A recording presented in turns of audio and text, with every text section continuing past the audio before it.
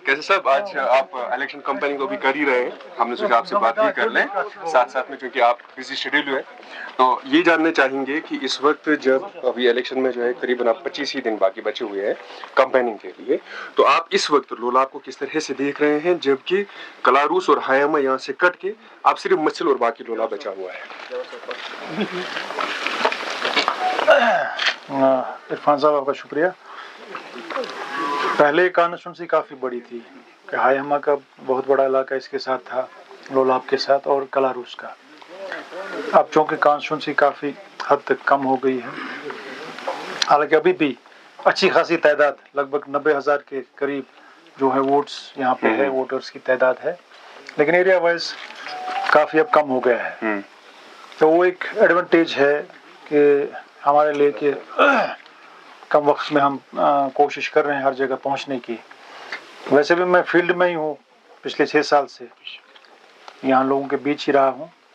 तो आज हम इलेक्शन के सिलसिले में यहाँ जा रहे हैं, अपनी बात लोगों के सामने रख रहे हैं।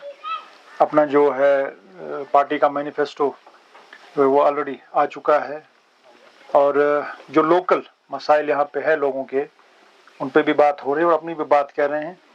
लिहाजा फैसला लोगों का है। सियासी हरीफ तो कह रहे हैं कि यहाँ पे जो कुछ भी हुआ है वो हमने किया है, वो मिनिस्टर रह चुके हैं, उन्होंने कहा हमारे दौरे हुकूमत में सब कुछ हुआ है। देखिए, इसका फैसला अब लोग ही करेंगे जी। अब हम क्या कहते हैं, वो क्या कहते हैं, ये पब्लिक है, सब जानती है।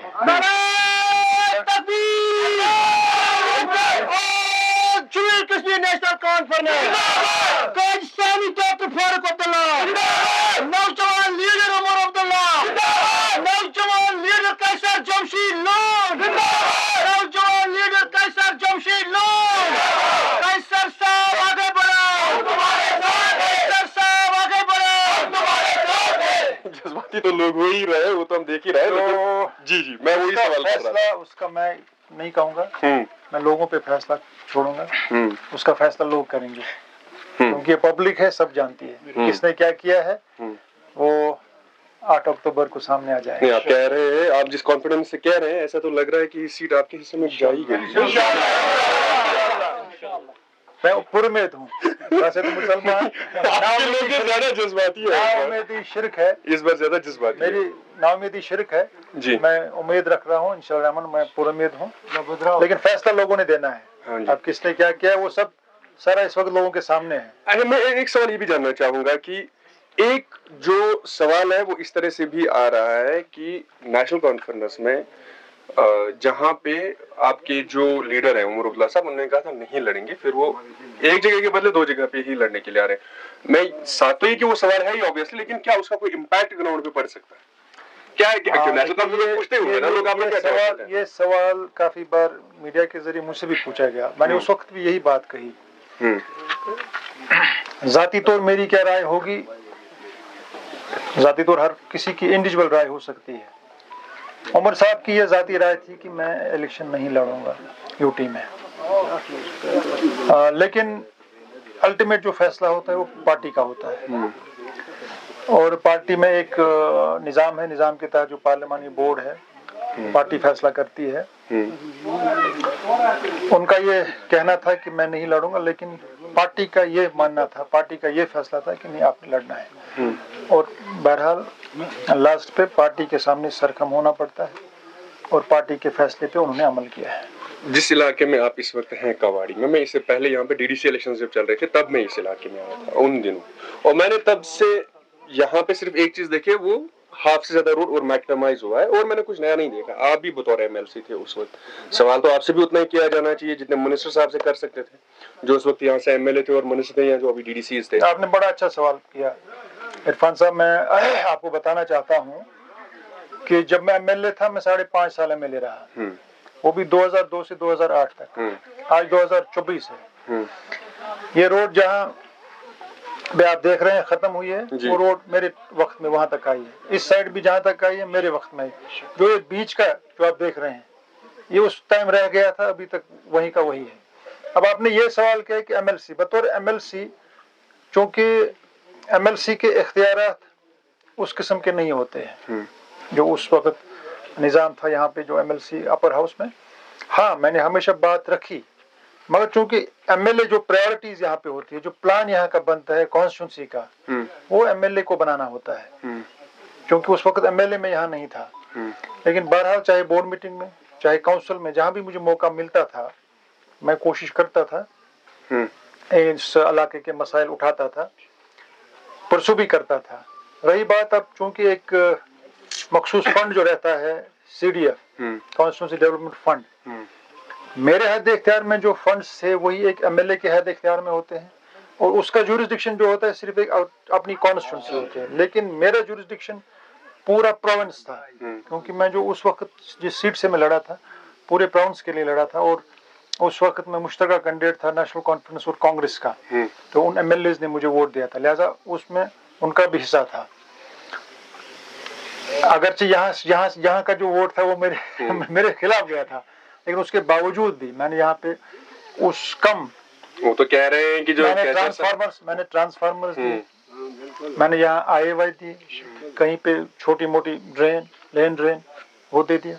लेकिन वो तो कह रहे हैं कि कैसर साहब को MLC जब बनाया गया, उसके बाद जो फंड्स थे वो उमर साहब की कॉन्स्टिट्यूएंसी पे खर्च कर दिए गए थे, उसके बावजूद भी उमर साहब हारे।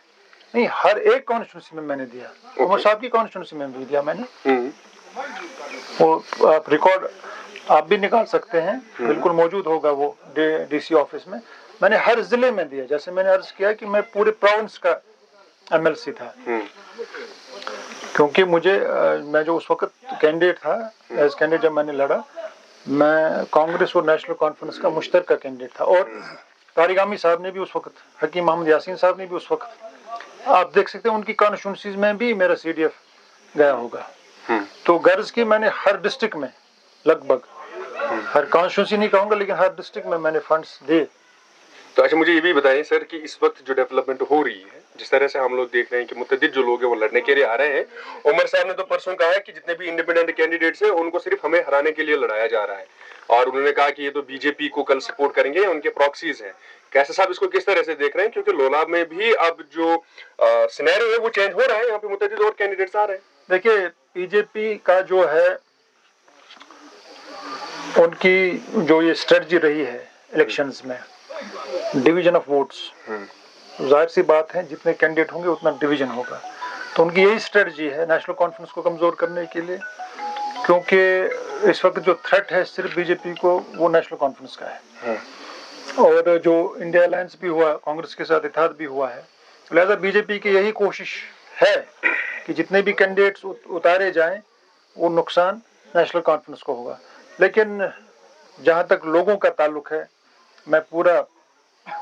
मुझे पूरी उम्मीद है और पूरा यकीन है कि जो हमारी आवाम है, ये बाशूर आवाम है, ये उस झांसे में नहीं आएंगे, ये अपने ज़मीर की आवाज़ सुन करके सही फैसला। आखिरी सवाल मैं आपसे पूछ रहा हूँ, बतौर आप डिस्ट्रिक्ट प्रेसिडेंट हैं, हाल ही में जो फैसला करना के लिए लिया गया उसमें कफील साहब के हमने बड़ी नाराजगी जो ओपनली देखी, उसको सुलझाने के लिए भी शायद ऐसा कोई स्टेप नहीं उठाया गया, जबकि करना एक टाइम पे नेशनल कॉन्फ्रेंस का बैशन माना जाता था कि यहाँ से सीट आनी ही आनी है, सिर्फ 2014 में हारे थे, इस बार एक बार फिर से पार्लियामेंट में डाउन गए, लेकिन उसके बाद उन्होंने ऐसा स्टेप उठाया, किसी तीसरे बंदे को लाया। कफील साहब ने तो ऑलमोस्ट, उनके जो लोग हैं वो तो अब अपनी पार्टी को सपोर्ट कर रहे हैं। वो बदकिस्मती की बात है, लेकिन जहाँ तक जो जावेद साहब हमारे साथ आए, वो इनिशिएटिव कफील साहब का ही था।